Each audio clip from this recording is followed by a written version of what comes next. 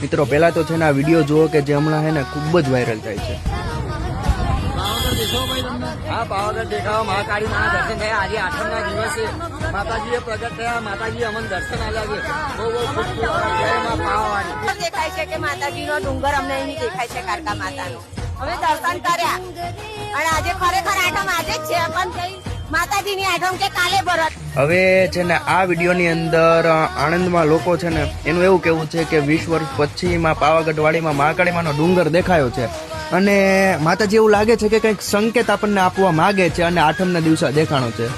તો હવે આમાં તમારું શું કહેવું છે એ તમારે જરા કોમેન્ટમાં જણાવવાનું છે. મેં ગઈકાલે મેં છે ને એક વિડીયો પોસ્ટ કર્યો હતો જેની અંદર મેં પણ કીધું હતું કે નવરાત્રિમાં જે વરસાદ થયો છે એ પણ આઠમના દિવસે, તો આમાંથી ઘણા બધા કંઈક નાના મોટા સંકેત પણ હોઈ શકે.